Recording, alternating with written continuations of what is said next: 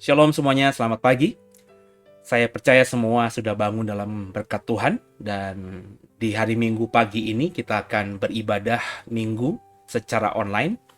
Ini adalah ibadah kedua Minggu secara online, Minggu pagi, jam 6 pagi. Dan saya berharap semua kita yang diberkati lewat ibadah Minggu pagi ini, minggu-minggu berikutnya bisa bersama dengan JKI2 dalam ibadah online ini. Dan sebelum kita mulai, saya mengajak semua untuk satu hati kita berdoa. Bapak yang baik, terima kasih buat hari ini. Kami boleh bangun pagi di harinya Tuhan, di hari Minggu ini. Kami semua bangun, kami percaya dalam berkat dan anugerah Tuhan. Dan saat ini kami ingin beribadah secara online. Biarlah beberapa waktu ke depan, 1 jam kurang lebih, kami bisa beribadah dengan sungguh, bisa meluangkan waktu terbaik kami untuk mencari Tuhan, tinggalkan rutinitas sejenak untuk fokus beribadah kepadamu, dan kami percaya ibadah yang dilakukan dengan benar, berkatlah yang kami terima. Jangan satupun kami yang kau lalui Tuhan, kami siap diberkati, dan kami alaskan ibadah kami ini dalam nama Bapa, Putra, dan Roh Kudus, dalam nama Tuhan Yesus Kristus, yang sudah mengajar kami berdoa. Bapa kami yang di surga, dikuduskanlah namamu, datanglah kerajaanmu, jadilah kehendak-mu di bumi seperti di surga. Berikanlah kepada kami pada hari ini makanan kami yang secukupnya, dan ampunilah akan kesalahan kami, seperti kami juga mengampuni orang yang bersalah kepada kami. Dan janganlah membawa kami ke dalam pencobaan, tapi lepaskanlah kami daripada yang jahat, karena Engkau yang mempunyai kerajaan dan kuasa dan kemuliaan sampai selama-lamanya. Haleluya. Amin. Bapak Ibu, sebelum kita dengarkan firman Tuhan di subuh pagi ini, di Minggu pagi ini, kita sama-sama memuji menyembah Tuhan terlebih dahulu. Siapkan hatimu, pikiranmu, waktumu. Mari satu lagu ini kita pakai untuk pujian penyembahan kita kepada Tuhan. Haleluya. Dan sebelum kita mendengarkan firman Tuhan, kita ambil waktu sejenak untuk memuji dan menyembah Tuhan. Siapkan hatimu, saudara. Mari memuji menyembah Tuhan bersama dengan kami.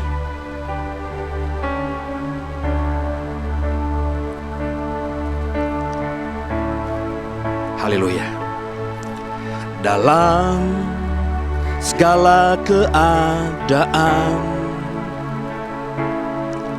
waktu berlimpah maupun kurang,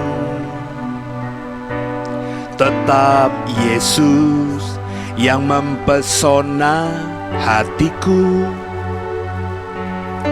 Dia beri damai dan kesempatan baru di setiap musim kehidupan.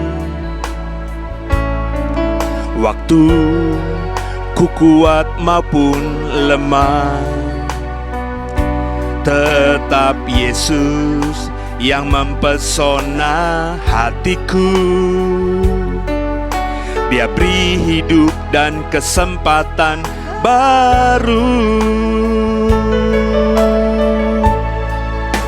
Sekali Yesus, selamanya Yesus.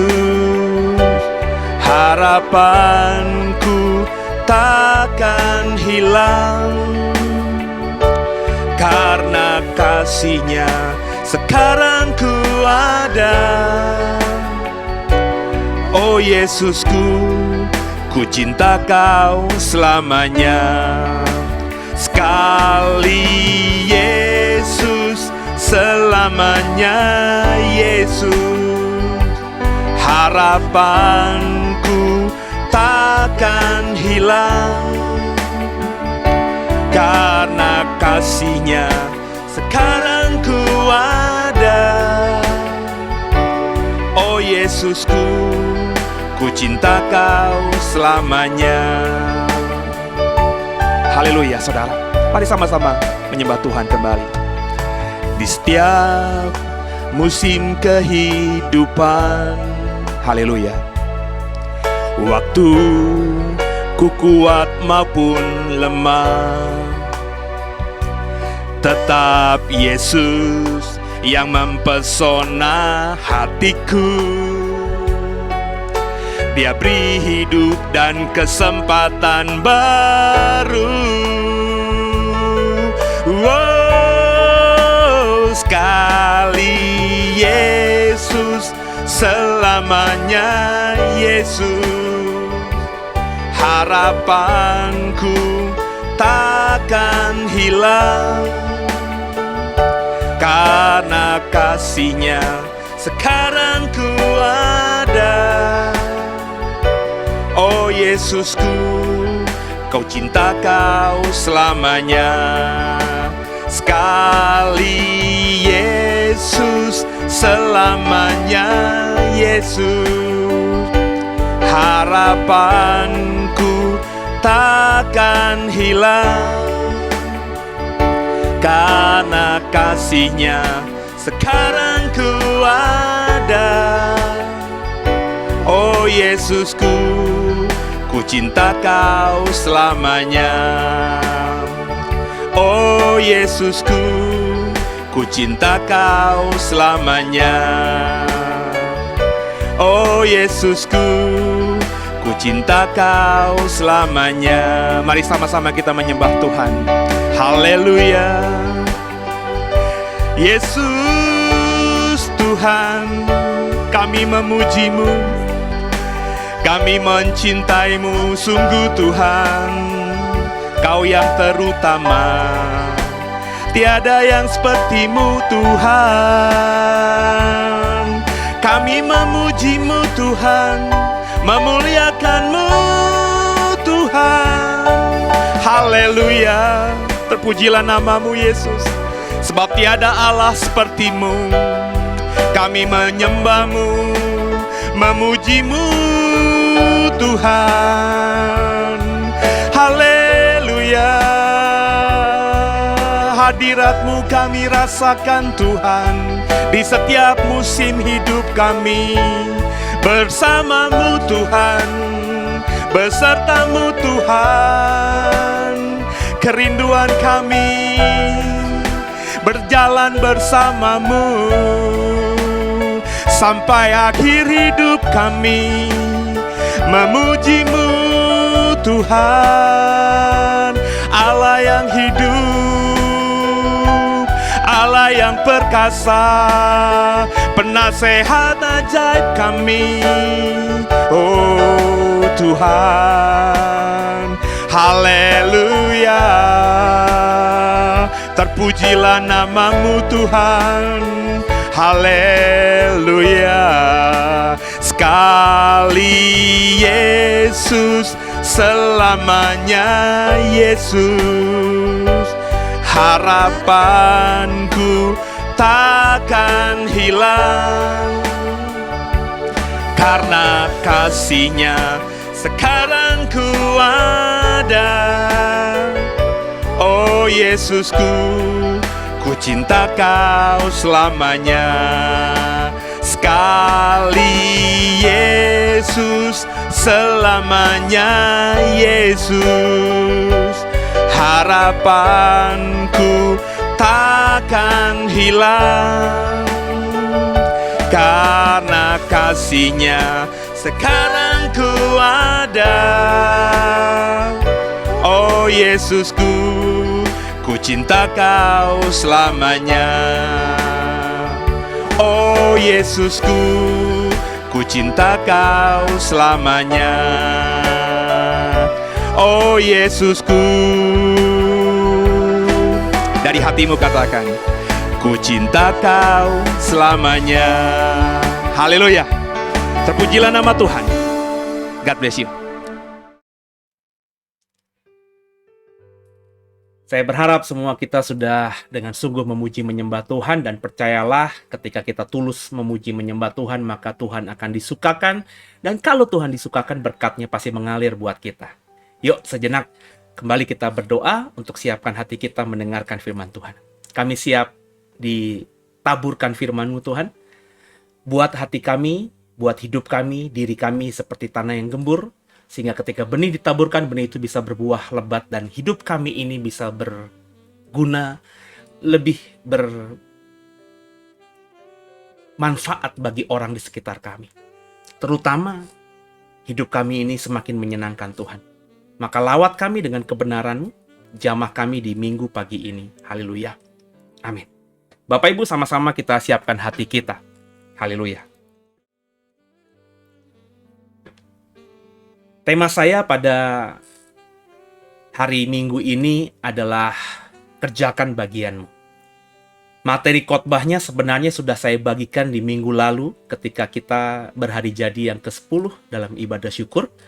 Cuma ya nggak tahu kenapa ada kendala dalam live streaming sehingga Bapak Ibu yang tidak bisa beribadah bersama di gereja tentu mendapatkan kebenarannya terputus-putus karena kita ada masalah teknis di ibadah minggu yang lalu. Nah, makanya karena saya rasa ini penting untuk saya sampaikan dan juga sangat memberkati saya ketika saya mendalaminya, maka saya mau bagikan ini kepada saudara, terutama bagi Bapak Ibu yang di hari Minggu pagi ini beribadah kepada Tuhan lewat The Way atau bersama dengan The Way.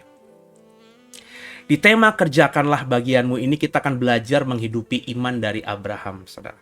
Jadi contohnya adalah Abraham. Siapa Abraham? Bapak orang beriman. Kayaknya cerita soal Abraham itu cerita yang indah-indah, cerita yang luar biasa, cerita yang bombastis. Padahal di balik kehebatan orang ini, dialah manusia biasa, dia tetap manusia biasa yang punya banyak kelemahan. Yuk kita belajar dari Abraham, terutama dari apa yang bisa kita temukan dari kelemahan Abraham, sehingga menjadi pembelajaran buat kita semua, sehingga masing-masing kita tidak mengulangi kesalahan yang sama. Yuk. Kita baca Ibrani 11 ayat 8-9, saudara. Karena iman, Abraham taat ketika ia dipanggil untuk berangkat ke negeri yang akan diterimanya menjadi milik pusakanya. Lalu ia berangkat dengan tidak mengetahui tempat yang ia tuju. Karena iman, ia diam di tanah yang dijanjikan itu, seolah-olah di suatu tanah asing, dan di situ ia tinggal di kemah dengan Ishak dan Yakub, yang turut menjadi ahli waris janji yang satu itu. Abraham sering disebut sebagai bapak orang beriman. Abraham sering dikagumi karena punya iman yang luar biasa. Abraham dikenal sebagai orang yang taat kepada Tuhan. Ketika Tuhan perintahkan dia pergi, tinggalkan keluarganya, maka dia pergi untuk menuju ke negeri yang Tuhan janjikan, menjadi milik pusakanya. Ia taat, ia beriman, itulah yang kita kenal tentang Abraham. Nah, berapa banyak saudara yang berpikir bahwa Abraham itu ketika diperintahkan Tuhan pergi dari kaum keluarganya, tinggalkan tanah kelahirannya, dia tidak tahu negeri apa yang akan dia tuju. Kebanyakan orang Kristen berkata Abraham pergi menuju ke negeri yang Tuhan janjikan, dan dia tidak tahu negeri itu apa. Dia tidak tahu kemana dia harus melangkahkan kaki. Jadi kebanyakan dalam pemikiran orang Kristen, kalau Tuhan suruh ke kiri, Abraham ke kiri. Kalau Tuhan suruh ke kanan, Abraham ke kanan. Abraham hanya mengikuti petunjuk Tuhan agar sampai ke negeri yang Tuhan janjikan untuk diberikan kepadanya sebagai milik pusakanya. Itu ajaran yang kita dapatkan sejak sekolah minggu. Itu yang akhirnya ada juga ketika kita sudah dewasa, dan bahkan ketika kita sudah punya anak, kita mengajarkan hal yang sama kepada anak-anak kita. Terus seperti itu, bahwa Abraham itu melangkah dengan iman ke negeri yang dia tidak tahu kemana dia harus tuju. Dan akhirnya dia sampai di sana, sampai ke negeri yang Tuhan janjikan, dan memperoleh apa yang Tuhan janjikan itu. Itulah ada di kebanyakan pemikiran dan iman orang Kristen. Apakah demikian? Coba kita cek fakta. Sama-sama kita baca Kejadian 12 ayat 1, kemudian kita lanjutkan ayat 4-5-nya. Berfirmanlah Tuhan kepada Abraham, pergilah dan dari negerimu dan dari sanak saudaramu dan dari rumah bapamu ini ke negeri yang akan kutunjukkan kepadamu. Jadi kalau kita baca ayat ini, sepertinya Abraham tidak tahu negeri yang akan dia tuju. Sebab Tuhan berkata, pergi ke negeri yang akan kutunjukkan kepadamu. Tapi tidak dijelaskan kemana. Tapi kalau kita baca ayat seterusnya, kita akan punya pemahaman yang berbeda. Sama-sama kita baca. Lalu pergilah Abraham seperti yang difirmankan Tuhan kepadanya. Dia memang taat. Dan Lot pun ikut bersama-sama dengan dia. Abram berumur 75 tahun ketika ia berangkat dari Haran. Abram membawa Sarai istrinya dan Lot anak saudaranya dan segala harta benda yang didapati mereka dan orang-orang yang diperoleh mereka di Haran. Mereka berangkat ke tanah Kanaan lalu sampai di situ. Di ayat-ayat yang kita baca ini sudah kelihatan ketidaktaatan Abram seperti yang dipahami oleh Bapak Ibu. Disuruh pergi dari negerimu dan dari sanak saudaramu, artinya suruh tinggalkan semuanya. Tapi Abraham ketika taat untuk pergi ke negeri yang akan Tuhan tunjukkan kepadanya, agar diberikan sebagai milik pusakanya, dia juga membawa Lot, keponakannya. Itu yang dipahami orang Kristen, ketidaktaatan Abraham karena dia bawa Lot. Tapi dari ayat ini kita juga mendapatkan informasi bahwa Abraham itu bukan tidak tahu dia mau pergi kemana. Abraham itu bukan pergi tanpa tujuan yang jelas. Sebab dalam kalimat terakhir yang saya kasih warna agak hijau begitu, mereka berangkat ke tanah Kanaan lalu sampai di situ. Artinya, ketika Tuhan berkata, pergi dari negerimu, dari sanak saudaramu, dari rumah bapamu, ke negeri yang akan kutunjukkan kepadamu, Abraham langsung mengarahkan kakinya karena ketaatannya kepada Tuhan dan menuju ke tanah Kanaan. Jadi, kalau ada yang berkata bahwa Abraham itu tidak tahu dia pergi kemana ketika Tuhan akan berikan sebuah negeri sebagai milik pusakanya, ini adalah sesuatu yang tidak alkitabiah. Orang yang berpikir begini dan mengajarkan begini, mestinya meng-cross-check Alkitab lagi. Abraham dengan jelas dikatakan dia tahu dia mau bawa keluarganya kemana. Sebab dalam Kejadian 12 ayat 5, pasal 1 ayat 5, dia membawa keluarganya dari tanah Haran ke Kanaan. Ya. Sampai di situ. Ke tanah Kanaan sampai di situ. Berarti dia sampai di tanah Kanaan. Kanaan berarti bukan sebuah tempat yang tiba-tiba. Kanaan itu bukan suatu tempat yang surprise bagi Abraham. Dia taat sama Tuhan, dia nggak tahu kemana, terus sampai di tanah Kanaan dan Tuhan bilang, inilah negeri yang akan kujanjikan menjadi milik pusakamu. Terus Abraham, wow, Kanaan. Tidak seperti itu. Kanaan itu sudah ada di dalam mimpinya Abraham. Jadi ketika Tuhan bilang, pergi, tinggalkan saudaramu, tinggalkan negerimu, ke negeri yang akan kutunjukkan kepadamu, Abraham langsung mengarahkan kakinya ke Kanaan. Menjadi pertanyaan, kok bisa begini? Karena bisa saja saudara memang tanpa ditulis di Alkitab, ya, Tuhan sudah menaruhkan Kanaan di hati Abraham. Abraham sudah tahu soal cerita indah tentang negeri yang namanya Kanaan itu. Dan dia sudah bermimpi sejak kecilnya atau sejak mudanya, one day aku akan ke sana, tinggal di sana. Dan ketika Tuhan bilang, pergi dari negerimu ke negeri yang akan kuberikan padamu, Abraham tahu dan yakin sekali bahwa sesuai dengan apa yang kumimpikan sejak dahulu, kuangan-angankan sejak dulu, aku mau ke Kanaan sebab ku yakin Kanaan itu adalah negeri yang akan Tuhan berikan kepadaku. Jadi saudara, Abraham sudah tahu kemana dia melangkah. Maka Abraham tuh nggak seperti orang Israel yang muter-muter di padang gurun gitu. Enggak, Abraham kalau kita membaca perjalanan dia ya dari Haran menuju ke Kanaan, dia tidak muter-muter. Dia langsung jalannya presisi, seperti dia bawa kompas. Sepertinya dia sudah tahu kemana dia akan melangkah. Dia nggak salah arah, dia nggak nyasar, dia arahnya lurus dari Haran turun ke selatan, ke arah barat gitu ya, dan kakinya sampai di Kanaan. Clear. Coba kita cek fakta Alkitab yang lainnya. Lalu Terah membawa Abram anaknya serta cucunya Lot, yaitu anak Haran, dan Sarai menantunya, istri Abraham, si Abram anaknya, ia berangkat bersama-sama dengan mereka dari Ur Kasdim untuk pergi ke tanah Kanaan, lalu sampailah mereka ke Haran dan menetap di sana. Perhatikan baik-baik. Dalam Kejadian 11 ayat 31, ya, seolah-olah Terah yang membawa Abram, terus juga Lot, dan juga Sarai keluar dari Ur Kasdim untuk pergi ke tanah Kanaan. Makanya banyak teolog Perjanjian Lama yang berkata bahwa jangan-jangan Terah lah yang dipanggil pertama kali oleh Tuhan untuk pergi ke Kanaan dan dijanjikan tanah Kanaan kepada Terah dan keturunannya. Tapi karena Terah berhenti di Haran dan mati, maka panggilan Tuhan, janji Tuhan itu kemudian diberikan kepada Abram, anak pertamanya. Dan Abram melanjutkan panggilan yang sudah diterima Terah dari Tuhan. Kalau kita menafsirkannya dari ayat ini, tidak salah. Memang dalam ayat ini jelas bahwa yang membawa keluarganya keluar dari Ur Kasdim untuk sampai di Haran menuju ke Kanaan, kalau lihat ayat ini adalah Terah. Tapi kita nggak boleh membangun sebuah pemahaman dari satu ayat saja.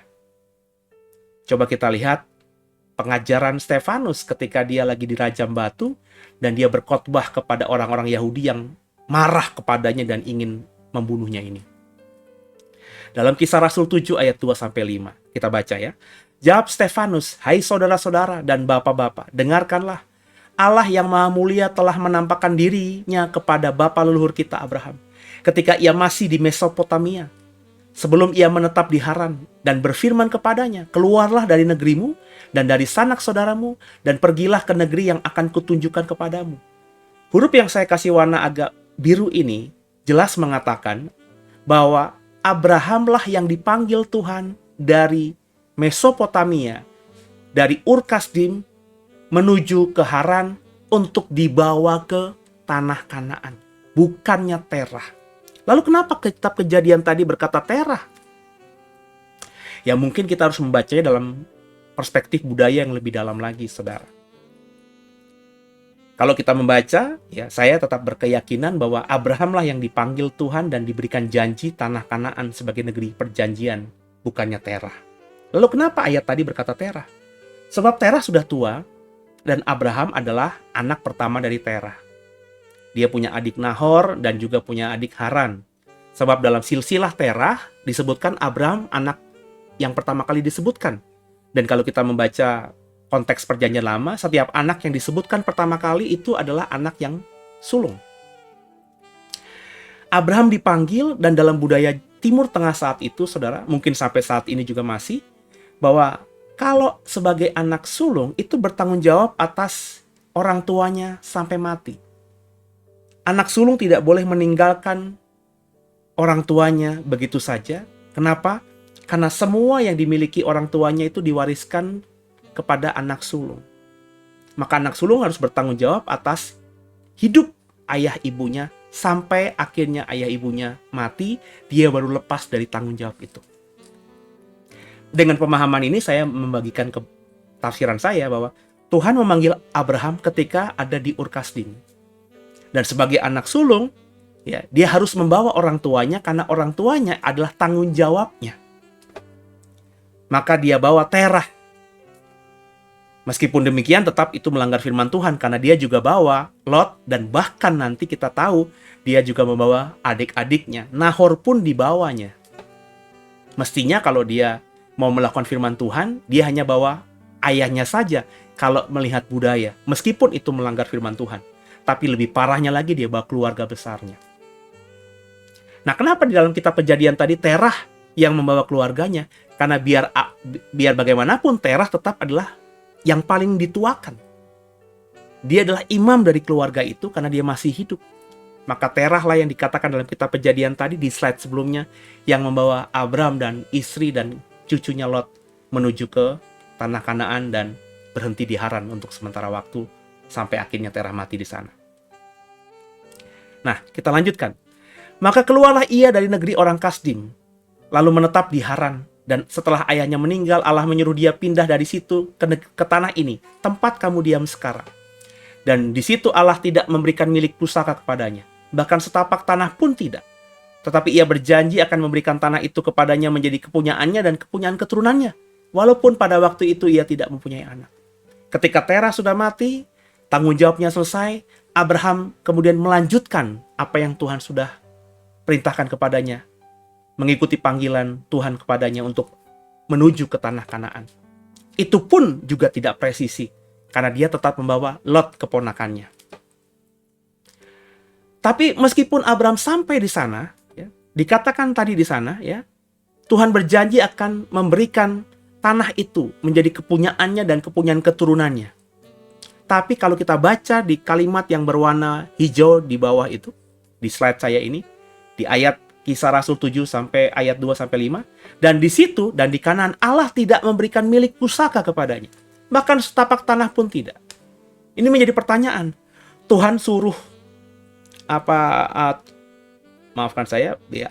Tuhan suruh Abraham sampai di Kanaan, ya. Abraham disuruh Tuhan untuk pergi ke tanah perjanjian yang kita tahu itu Kanaan. Tapi faktanya, kata Stefanus, setelah Abraham sampai di tanah Kanaan, Allah tidak memberikan milik pusaka tanah Kanaan itu seperti yang dijanjikannya kepada Abraham. Meskipun dia berjanji dengan spesifik, di ayat ini juga ada jelas bahwa tanah itu akan menjadi kepunyaannya dan kepunyaan keturunannya. Tapi sampai Abraham mati, Abraham, dikatakan Stefanus, tidak mendapatkan milik pusakanya. Allah tidak memberikan tanah Kanaan sebagai milik pusaka Abraham. Pertanyaan dong, berarti Tuhan ingkar janji dong. Sampai matinya Abraham tidak mendapatkan milik pusaka, yakni tanah Kanaan itu. Abraham sampai dan menetap di Kanaan, itu fakta. Sesudah itu Abraham memindahkan kemahnya dan menetap di dekat pohon-pohon terbantin di Mamre dekat Hebron. Lalu didirikannya lah mesbah di situ bagi Tuhan. Itu fakta. Abraham memang sampai di tanah Kanaan, bahkan kurang lebih menetap di sekitaran Hebron. Tapi Hebron, tanah Kanaan, tidak pernah menjadi milik pusaka Abraham. Dan Tuhan tidak pernah memberikan setapak tanah pun kepada Abraham di Kanaan itu. Ini kan pertanyaan, kenapa? Abraham itu tidak kemana-mana. Abraham tetap tinggal di Kanaan, tetap tinggal di seputaran Hebron. Kalau kita baca Kejadian 23 ayat 2, kemudian matilah Sarah di Kiryat Arba, yaitu Hebron, di tanah Kanaan. Lalu Abraham datang meratapi dan menangisinya. Sarah mati di sekitaran Hebron. Nanti dikubur di sebuah tanah yang bukan diberikan Tuhan, tapi dibeli oleh Abraham dari Efron, orang Het, Gua Mahpela. Sarah dikubur di situ, dan Abraham tetap tinggal di seputaran Hebron. Dan Abraham pun kita tahu juga dikuburkan di Goa Mahpela itu, dikuburkan di goa tempat istrinya Sarah juga dimakamkan. Yang saya mau katakan, baik Sarah maupun Abraham kan pergi ke tanah Kanaan, karena Tuhan berjanji akan kuberikan tanah Kanaan, tanah perjanjian, tanah yang kujanjikan itu menjadi milik pusakamu. Tapi Ibrani 11 ayat 13 berkata dengan jelas, dalam iman mereka semua ini telah mati. Abraham mati, Sarah mati, sebagai orang-orang yang tidak memperoleh apa yang dijanjikan itu, tapi yang hanya dari jauh melihatnya dan melambai-lambai kepadanya, dan yang mengakui bahwa mereka adalah orang asing dan pendatang di bumi ini. Abraham tidak pernah mendapatkan apa yang dijanjikan Tuhan itu. Dia tidak pernah memperoleh apa yang dijanjikan Tuhan itu, yakni tanah Kanaan sebagai kepunyaannya dan sebagai milik pusakanya. Memang tadi Abraham memiliki sebuah tanah, sepetak tanah di tanah Kanaan. Tapi itu bukan pemberian Tuhan. Itu dibeli oleh Abraham dari siapa? Dari Efron untuk menguburkan Sarah. So Abraham itu menjadi pendatang seperti orang asing di bumi ini. Kenapa penulis Ibrani menulis sebagai orang asing? Karena sampai matinya Abraham tinggal di tenda. Kalau ngomongin tenda, tentu kita harus hubungkan dengan Menara Babel. Karena durasi antara Menara Babel sampai kemunculan Abraham itu tidak jauh, kurang lebih hanya sekitar 250 tahun jedanya. Menara Babel dibangun di sekitaran tahun 2242 sebelum Masehi, atau sekitar 100 tahun setelah air bahnya Nuh. Dan Abraham hidup di sekitar 2000 tahun sebelum Masehi. Artinya, antara Menara Babel ketika dibangun sampai lahirnya Abraham, atau hidupnya Abraham ada jeda waktu 240 sampai 250 tahun. Itu perkiraan, saudara. Abraham lahir dalam budaya Menara Babel. Dia tinggal di lokasi yang tidak jauh, di daerah Mesopotamia, daerah Bulan Sabit, daerah yang subur di zaman dunia purba. Disitulah nenek moyang kita, kalau kita baca di Alkitab, nenek moyang orang Israel tinggal, yaitu Abraham, bahkan Nuh juga tinggal di sekitar itu. Yakub juga akhirnya sempat ke sana di zaman dia mencari istri. Itu daerah yang muter-muter aja dan pusat peradaban dunia saat itu. Menara Babel sudah berdiri 250 tahun yang lalu. Saya nggak tahu apakah ketika Abraham lahir Menara Babel masih ada atau sudah dihancurkan karena angin puting beliung atau gempa bumi atau badai pasir tertimbun gitu, saya tidak tahu. Tapi paling tidak orang-orang yang tinggal di daerah itu pasti tahu Menara Babel. Cerita Menara Babel tahu.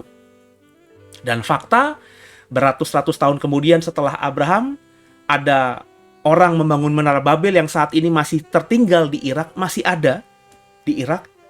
Itu berarti kan pemahaman tentang menara yang dibangun dari batu bata itu sudah ada. Cerita Alkitab soal Menara Babel itu tidak bohong. Seharusnya di tanah perjanjian, di tanah Kanaan, ketika Abraham sampai di sana, menetap di sana, bahkan mati di sana, di wilayah sekitar Hebron, Abraham sudah membangun rumah dari batu bata. Sederhana, karena Menara Babel dibangun dari batu bata, dan Menara Babel itu ada 200-300 tahun sebelum Abraham. So, teknologi membangun bangunan tinggi dari batu bata sudah ada. Maka logikanya orang-orang yang hidup di zaman Abraham itu tinggal di rumah yang dibangun dari batu bata, bukan lagi kemah. Tapi faktanya Abraham sampai mati hidup dalam tenda yang menandakan ciri khas seorang musafir. Seorang musafir itu tinggalnya di tenda. Kenapa? Karena dia belum sampai pada kampung halamannya, negeri tujuannya. Kenapa tinggal di tenda? Untuk mudah bongkar pasang. Tenda itu hanya tempat sementara. Seperti Bapak Ibu kalau punya pengalaman camping ke gunung, kita pasti bangun tenda. Sebagus apapun tenda, itu hanya tenda yang nantinya kita pasang untuk kita tinggali selama beberapa malam di sana, dalam camping itu. Kemudian seenak apapun nyamannya tinggal di tenda itu pasti akan kita bongkar, karena itu bukannya tempat tinggal kita, itu bukannya rumah kita, itu hanya tempat sementara. Orang yang tinggal di tenda itu artinya orang yang merasa bahwa dirinya belum sampai di rumah. Makanya di Alkitab tadi dikatakan Abraham tinggal di tanah Kanaan seperti layaknya orang asing. Abraham taat faktanya sampai di tanah Kanaan. Namun ia tidak mendapatkan apa yang dijanjikan oleh Tuhan, yakni tanah Kanaan sebagai milik pusakanya, milik kepunyaannya. Nggak pernah. Nah, janji apa yang secara spesifik tidak dimiliki oleh Abraham itu? Ini, Kejadian 12 ayat 7. Ketika itu Tuhan menampakkan diri kepada Abraham dan berfirman, "Aku akan memberikan negeri ini kepada keturunanmu." Maka didirikannya lah di situ mezbah bagi Tuhan yang telah menampakkan diri kepadanya. Tuhan berjanji, "Aku akan memberikan negeri ini kepada keturunanmu." Keturunanmu berarti kan anak cucunya Abraham. Tapi logikanya kalau ayat ini kita baca, keturunan Abraham akan memiliki tanah ini karena mewarisi tanah itu dari Abraham. Maka seharusnya ketika Abraham hidup, Abraham memiliki atau sudah memiliki tanah Kanaan ini. Tapi saya bilang tadi, Alkitab mengatakan sampai matinya Abraham tidak menerima janji bahwa tanah Kanaan itu akan menjadi milik pusakanya. Sampai matinya dia tinggal di tanah Kanaan, di Hebron itu, seperti layaknya orang asing, sebagai musafir tinggal di tenda meskipun dia kaya raya. Nah, bagaimana agar janji itu dapat didapat? Kenapa Abraham tidak mendapat janji itu? Bukankah Tuhan janji kepada Abraham secara spesifik? Tapi kenapa Abraham yang kita sebut sebagai bapak orang beriman itu tidak memperoleh janji itu? Dengarkan saya, janji selalu disertai syarat. Janji di Alkitab kita jadi kepala, nggak pernah jadi ekor, naik nggak pernah turun. Janji di Alkitab bahwa apa yang kau kerjakan pasti akan kubuat berhasil. Janji di Alkitab bahwa Tuhan akan menyertai kita sampai akhir zaman. Itu semuanya ada syaratnya, bro and sis. Ada syaratnya, Bapak dan Ibu. Kita nggak bisa memperoleh janji begitu saja, seperti kita tiba-tiba terima hujan dari langit, jatuh ke badan kita, ke bumi, dan kita basah kuyup. Selalu ada syarat sehingga janji itu bisa kita dapatkan dan kita raih. Coba kita perhatikan Kejadian 13 ayat 14 sampai dengan Kejadian ayat yang ke-15 dan juga yang ke-17. Setelah Lot berpisah daripada Abraham, berfirmanlah Tuhan kepada Abram, "Pandanglah sekelilingmu dan lihatlah dari tempat engkau berdiri itu ke timur dan ke barat, utara dan selatan, sebab seluruh negeri yang kau lihat itu akan kuberikan kepadamu dan kepada keturunanmu untuk selama-lamanya. Bersiaplah, jalanilah negeri itu menurut panjang lebarnya, sebab kepadamulah akan kuberikan negeri itu." Perhatikan baik-baik, Abram menerima janji untuk mendapatkan milik pusaka yakni tanah Kanaan. Ketika Abram sampai di sana bersama Lot, kekayaan mereka begitu banyak, Abram mengajak Lot naik ke bukit dan Lot disuruh memilih pergi kemana untuk mereka berpisah. Karena kekayaan mereka begitu banyaknya dan para gembala mereka sering bertikai gara-gara memperebutkan air karena kambing dombanya yang sangat banyak milik mereka berdua. Lot memilih ke lembah Yordan, daerah air di mana pasti banyak kehidupan, dan memang faktanya tempat yang dipilih Lot kemudian menjadi Sodom dan Gomora, kota yang banyak penduduknya yang menjadi pusat peradaban zaman itu. Berarti Abraham memilih tempat yang kering yang tidak banyak airnya. Tapi sebelum Abraham turun dari bukit itu, Tuhan berkata kepada Abraham, "Lihatlah sekelilingmu, lihat itu ke timur, barat, utara, selatan. Seluruh negeri yang kau lihat dari atas ini akan kuberikan kepadamu.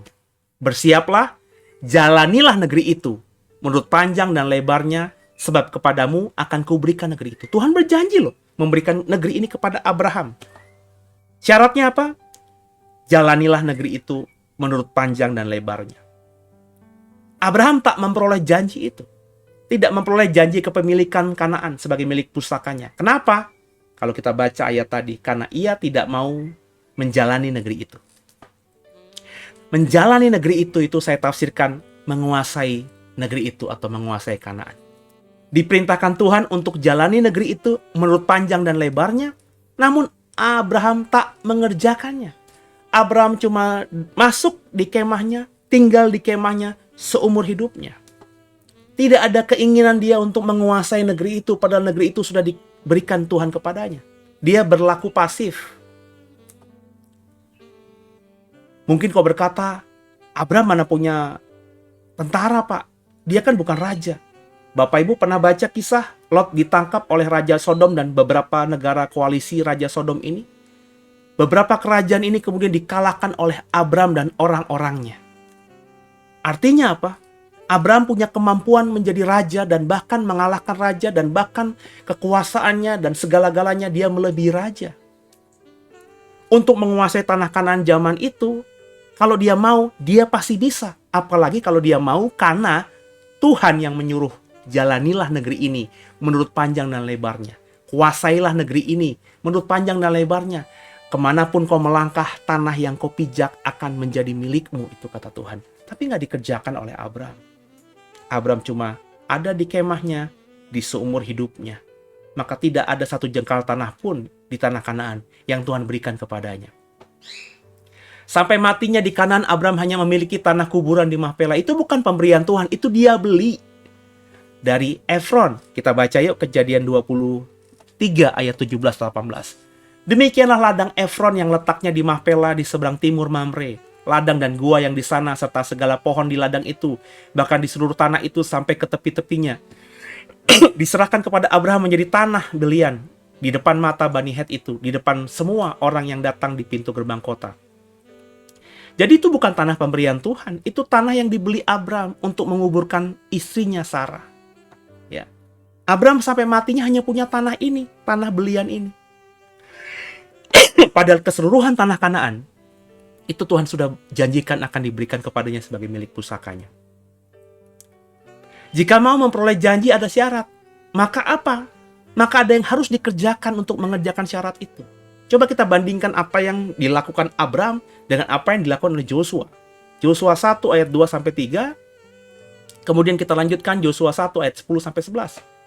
"Sesudah Musa hamba Tuhan itu mati, berfirmanlah Tuhan kepada Joshua bin Nun abdi Musa itu demikian. Hambaku Musa telah mati. Sebab itu bersiaplah sekarang, seberangilah sungai Yordan ini, engkau dan seluruh bangsa ini menuju negeri yang akan kuberikan kepada mereka, kepada orang Israel itu. Itu perintah Tuhan kepada Yosua. Bersiap, seberangi sungai Yordan ini, menuju negeri yang akan kuberikan kepada Israel. Tuhan hanya berkata itu, seberangi Yordan, menuju negeri yang kuberikan kepada Israel. Tapi apa respon Yosua? Kita baca selanjutnya. Lalu Yosua memberi perintah kepada pengatur-pengatur pasukan bangsa itu, katanya. Jalanilah seluruh perkemahan dan perintahkanlah kepada bangsa itu demikian. Sediakanlah bekalmu, sebab dalam 3 hari kamu akan menyeberangi sungai Yordan ini untuk pergi menduduki negeri yang akan diberikan Tuhan Allahmu kepadamu untuk diduduki. Tidak ada perintah Tuhan untuk menduduki negeri ini. Tuhan hanya perintahkan kepada Yosua, seberangi sungai Yordan dan akan kuberikan negeri itu kepadamu. Tapi Yosua punya pikiran dan bertindak. Tuhan sudah berjanji memberikan negeri ini kepada kami Israel. Maka bagian kami adalah mendudukinya. Arti menduduki tentu tidak lain tidak bukan adalah menguasainya, berperang, menaklukkan bangsa-bangsa yang tinggal di situ. Dan itu yang dikerjakan Yosua. Sehingga akhirnya 12 suku Yakub, tepatnya 11 karena Lewi tidak mendapatkan hak milik pusaka tanah. Semuanya mendapatkan bagian. Dan tanah-tanah yang diduduki oleh 12 suku Israel ini, itu didapat bukan dari pemberian Tuhan ujuk-ujuk, tanpa usaha, mereka dapatkan karena mereka menaklukkan tanah itu atau negeri itu. Mengalahkan bangsa-bangsa yang tadinya menduduki negeri itu. Dan menguasai sebagai milik pusaka mereka. Apa yang Yosua kerjakan tidak dikerjakan Abraham. Mereka sama-sama kurang lebih menerima janji itu. Tapi Abraham sampai matinya tidak mendapatkan milik pusakanya. Sampai matinya dia hanya sebagai orang asing di tanah Kanaan. Tapi Israel di bawah kepemimpinan Yosua berhasil menguasai, menaklukkan, dan mendapatkan negeri itu sebagai milik pusaka bagi Israel seterusnya. Nah, belajar dari Abraham ini, maka seperti tema tadi, kerjakan bagianmu. Abraham tuh sudah mendapatkan janji Tuhan akan diberikan negeri Kanaan sebagai milik pusaka. Tuhan sudah bilang, lihat, pandang di timur, barat, utara, selatan, seluruh yang kau pandang itu akan kuberikan padamu. Tapi Abraham tidak melakukan apa-apa setelah mendapatkan janji Tuhan itu. Dia tetap kembali ke kemahnya, tinggal di kemah itu, tinggal di negeri asing sebagai orang asing. Tidak pernah punya rumah, hanya tinggal di kemah sampai matinya. Abraham tidak mau mengerjakan bagiannya, meskipun dia punya kapabilitas untuk menaklukkan negeri itu. Berdasarkan track record sebelumnya, dia sudah mengalahkan raja negeri Sodom dan Gomora, yang menaklukkan dan menawan Lot dan seluruh penduduk Sodom dan Gomora. Abraham sudah mengalahkan raja-raja, tapi Abraham tidak mau melanjutkan ekspansinya itu. Berkat anugerah yang Tuhan berikan itu, angkatan perang yang luar biasa itu, untuk kemudian menaklukkan Kanaan dari pendudukan atau dari orang-orang yang menduduki tanah itu sebelumnya. Dia tidak mengerjakan bagiannya. Beda dengan Yosua. Yosua cuma diberikan perintah, seberangi Yordan, akan kuberikan negeri itu kepada Israel. Tapi Yosua berinisiatif dengan hikmat Tuhan. Tuhan berkata negeri itu akan diberikan kepada kita. Maka bersiaplah, dalam 3 hari kita seberangi sungai Yordan, dan kita harus menduduki negeri itu. Karena Tuhan sudah memberikan negeri itu kepada kita.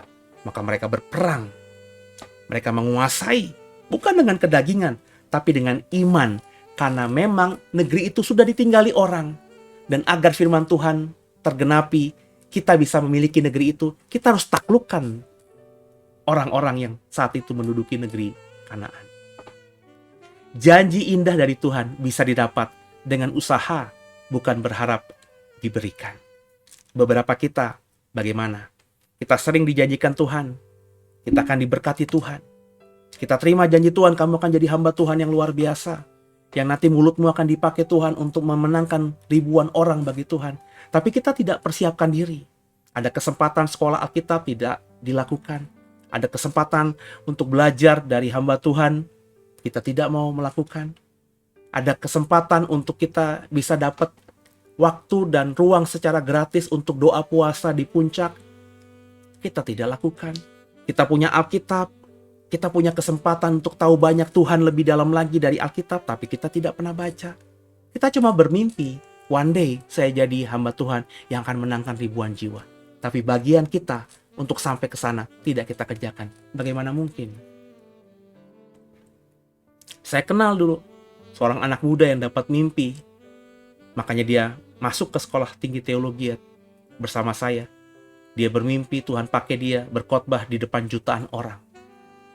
Sampai saat ini meskipun saya tidak dekat dengan dia, ya, tidak lagi berhubungan, tapi saya bisa mengamati dari jauh. Hal itu tidak pernah dia lakukan sampai sekarang. Gerejanya ya cuma segitu aja, ya, nggak berkembang. Pelayanannya juga nggak berkembang. Begitu-gitu aja. Siapa yang salah? Apakah dia salah mendengar Tuhan sebelumnya? Bisa saja. Tapi saya meyakini dalam perspektif positif saya, Tuhan memang mau panggil dia, mau pakai dia. Tapi setelah dia terpanggil, merasa dia sudah merespon dengan sekolah tinggi teologi, masuk ke sebuah STT, dia tidak mengembangkan itu lebih lagi.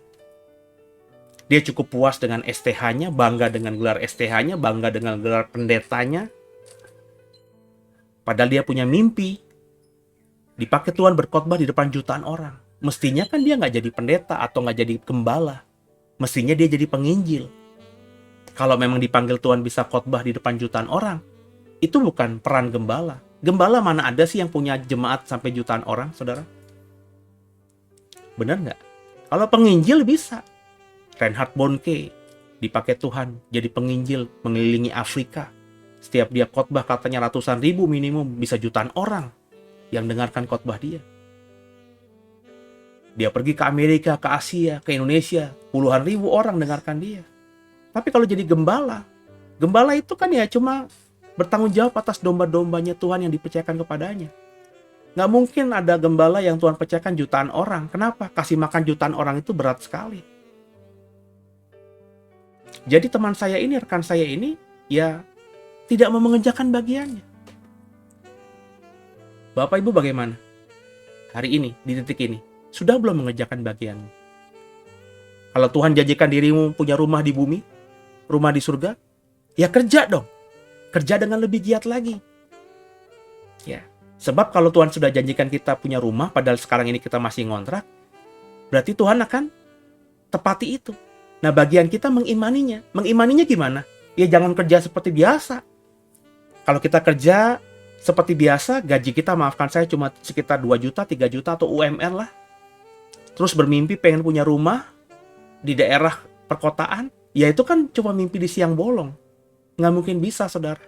Maka kita bekerja dengan gaji UMR itu, kita bisa menghidupi keseharian rumah tangga kita. Terus kita doa sama Tuhan. Tuhan, aku percaya janjimu itu terjadi atasku, aku punya rumah, dan aku mau di waktuku yang masih ada sisa ini. Karena kalau pegawai biasanya Jumat, Sabtu bisa libur. Nah di Sabtu itu dia fokus untuk mengerjakan sesuatu. Aku mengerjakan ini sebagai sampinganku Tuhan. Kalau Tuhan izinkan, apa yang aku kerjakan di setiap Sabtu, dan setelah hari Minggu aku ibadah, aku mau mengerjakan lagi. 2 hari ini aku mau lakukan. Dan Tuhan berkati aku sehingga aku lewat ini nanti bisa dapat kesempatan. Dapat rumah dari Tuhan. Kan begitu. Tapi kalau kita cuma kerja UMR, kita tahu dengan UMR kita nggak pernah punya simpanan, bahkan terus ngebon di akhir bulan kepada perusahaan, begitu terus kita bermimpi pengen punya rumah, gimana caranya? Ada bagian yang harus kita lakukan. Firman Tuhan katakan, kerjakanlah perkara yang kecil, maka yang besar akan diberikan kepadamu. Bagian kita adalah mengerjakan yang bisa kita kerjakan sekarang ini. Lakukanlah segala sesuatu seperti untuk Tuhan. Jangan pernah berhenti. Jangan cuma terima janji. Jangan cuma bisa beriman. Sebab iman itu terbukti jika disertai dengan perbuatan. Sebab kata Yakobus, iman tanpa perbuatan pada hakikatnya adalah mati. Abraham, saya tidak bilang dia tidak beriman. Cuma Abraham tidak mengerjakan bagian dia. Dalam konteks Kanaan, itu sudah Tuhan janjikan. Dia diperintahkan, pergi, tinggalkan keluargamu, tinggalkan tempat tinggalmu, ke negeri yang akan kuberikan kepadamu, menjadi milik pusakamu. Tapi sampai matinya, Meskipun dia sudah sampai di Kanaan, negeri yang dijanjikan Tuhan itu, tapi dia tidak pernah mendapati tanah Kanaan menjadi milik pusakanya. Alkitab kita yang sudah kita baca tadi dengan jelas mengatakan, Tuhan tidak memberikan sejengkal tanah pun di Kanaan menjadi milik Abraham. Meskipun dia punya tanah, itu bukan pemberian Tuhan, itu dia beli. Dia beli pun karena buat kuburan istrinya. Mestinya Abraham, kalau dia tahu dan yakin sungguh bahwa Kanaan menjadi miliknya dari Tuhan, maka kalau dia punya uang, dia beli. Kalau dia tidak punya uang, uangnya kurang, dia taklukkan setiap tanah yang dikuasai orang.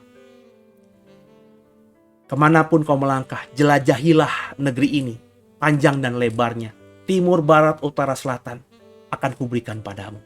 Andai kata Abraham melakukannya, maka Abraham sudah memiliki negeri itu ketika dia masih hidup. Maka keturunannya akan mewarisi negeri itu. Dan saya percaya Bapak Ibu, kalau Abraham sudah mendapati milik pusakanya ketika dia masih hidup, maka yang namanya pembuangan di Mesir itu tidak perlu ada lagi. Skenario Tuhan pasti tidak seperti yang kita baca di Alkitab. Sayangnya, tokoh yang hebat Bapak orang beriman ini, tetap dia manusia, punya kelemahan. Dia tidak kerjakan bagiannya. Dia berpikir, dia beriman saja cukup. Tapi tidak. Buktinya apa? Buktinya dalam kasus Joshua, ketika Joshua bertindak menaklukkan negeri itu. Negeri itu dengan orang-orang yang tinggi besar, raksasa-raksasa. Maafkan saya, Alkitab saya mengatakan semuanya ditaklukkan Joshua dan Israel. Kenapa? Karena memang orang-orang raksasa yang menduduki tanah Kanaan itu, kata Tuhan, itu negeri bukan buat kalian. Itu negeri bagi bangsa Israel. Maka ketika Israel berperang melawan mereka, Tuhan pasti bela Israel. Karena memang dia harus menepati janjinya. Apa janji Tuhan atas hidupmu? Coba kerjakan apa yang kau bisa kerjakan agar bisa memperoleh janji Tuhan itu.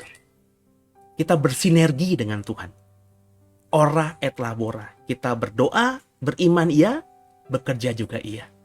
Kalau kita kerjakan, maka kita akan mendapatkan apa yang Tuhan janjikan dengan luar biasa kepada setiap kita. Dan kita akan memperoleh apa yang dijanjikan itu. Kerjakan bagianmu, jangan cuma pasif, jangan cuma diam.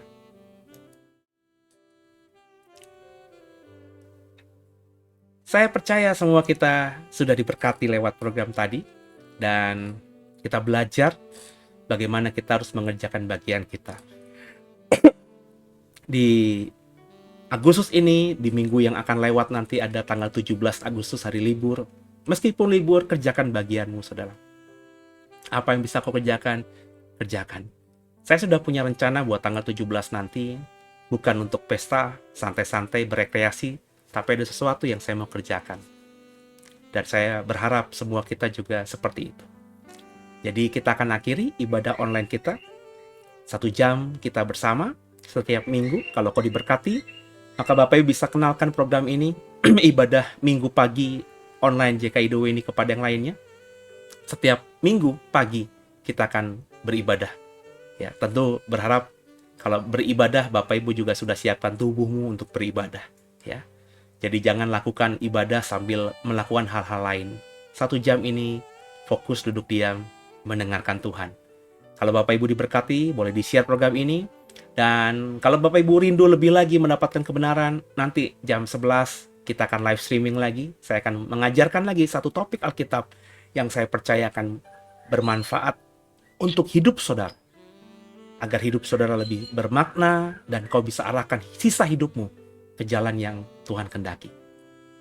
Kalau saudara rindu memberkati persembahan, lewat persembahan kepada Tuhan lewat The Way, ada nomor rekening yang tersedia. Bapak Ibu bisa memberikan persembahan ke nomor rekening yang ada. Ini adalah nomor rekening digital kami, ya. Juga nanti ada nomor rekening yang lainnya, Bapak Ibu, di deskripsi. Bapak Ibu bisa menyalurkan lewat rekening JKIDW. Kemanapun rekening yang dituju, kami JKIDW akan mengelolanya dengan baik agar pelayanan kita didukung oleh saudara semakin jadi berkat bagi banyak orang. Kita sudah selesai ibadah ini. Dan sebelum kita terima berkat, kita sama-sama bersyafaat. Tundukkan kepala kita doa. Kami sudah selesaikan ibadah kami Tuhan. Terima kasih, kami belajar banyak dari Abraham. Abraham hebat, Abraham keren. Tapi kami belajar hari ini, ada sesuatu yang kurang sempurna yang tidak dikerjakannya. Yakni, dia tidak kerjakan bagiannya ketika Tuhan sudah berjanji padanya untuk menjadikan Kanaan sebagai milik pusakanya. Janji itu tidak pernah dikejar oleh Abraham. Abraham cuma pasif saja. Sehingga sampai matinya, tidak ada satu jengkal tanah pun yang dia kuasai. Tidak ada satu jengkal pun yang diberikan Tuhan kepadanya. Beda dengan Joshua, keturunannya. Sama-sama terima janji. Abraham kan terima janji, tanah ini akan kuberikan kepada keturunanmu, kepadamu dan keturunanmu. Dalam hidupnya Abraham tidak mendapatkannya. Tapi Joshua bisa menjadi pemimpin Israel yang membuat Israel akhirnya punya tanah air, punya milik pusaka. Kenapa? Karena Joshua membawa Israel masuk ke tanah perjanjian dan berusaha menduduki tanah itu. Menaklukkan setiap bangsa yang ada di tanah itu. Sehingga akhirnya suku-suku Yakub semuanya memiliki milik pusaka masing-masing. Kami belajar banyak untuk mengerjakan bagian kami. Apapun janji indah yang Tuhan berikan kepada kami, pasti ada bagian kami yang harus kami kerjakan agar janji itu tergenapi. Berikan terang-Mu pada kami masing-masing, sehingga kami tidak salah melangkah. Berkati gereja-Mu Tuhan, The Way berkati luar biasa, berkati gereja-gereja lain, dan berkati tangan-tangan yang sudah memberikan persembahan, sehingga apa yang mereka tabur itu yang mereka tuai nantinya.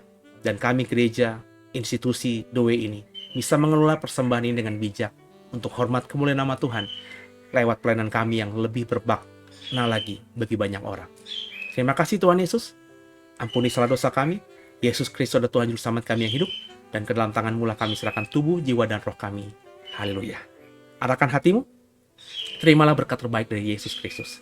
Tuhan memberkati kita semuanya seperti Dia berkati Abraham, Ishak, dan Yakub.